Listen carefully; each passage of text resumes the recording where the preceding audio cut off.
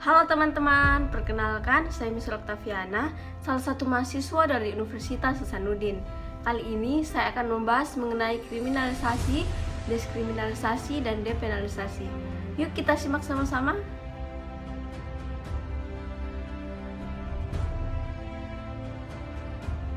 Nah, kriminologi sendiri terdiri dari dua kata. Yang pertama crime, yang berarti kejahatan, dan yang kedua logos, yang berarti ilmu. Dengan demikian, kriminologi adalah ilmu pengetahuan yang mempelajari tentang kejahatan. Kriminologi juga merupakan ilmu yang mempelajari asal-usul kejahatan, sebab-sebab orang melakukan kejahatan, dan bentuk-bentuk kejahatan. Nah, ada juga 3 objek studi dalam kriminologi. Yang pertama yaitu kejahatan, yang kedua ialah pelaku atau penjahat, dan yang terakhir ialah reaksi masyarakat terhadap tindak kejahatan, pelaku, dan korban kejahatan.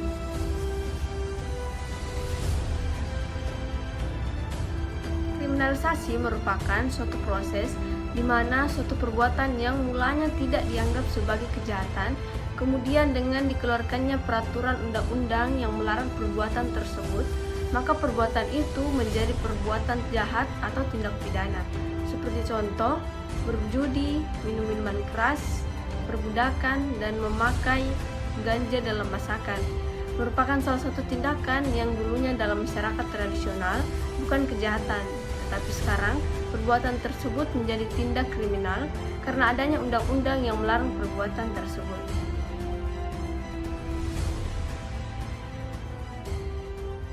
Deskriminalisasi merupakan suatu proses di mana suatu perbuatan yang merupakan kejahatan karena dilarang dalam peraturan perundang-undangan pidana. Kemudian, pasal yang menyangkut perbuatan itu dicabut dari peraturan perundang-undangan. Dengan demikian, perbuatan itu bukan lagi kejahatan atau tindak pidana. Seperti contoh, pada pasal 534 Kitab Undang-Undang Hukum Pidana.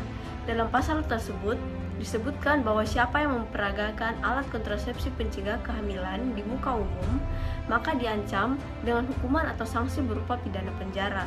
Sedangkan dalam rangka pelaksanaan program keluarga berencana di Indonesia, di mana alat kontrasepsi dianjurkan untuk digunakan oleh Badan Kependudukan dan Keluarga Berencana Nasional, maka kemudian mengakibatkan ketentuan pada pasal 534 ini sampai saat ini tidak memiliki daya paksa.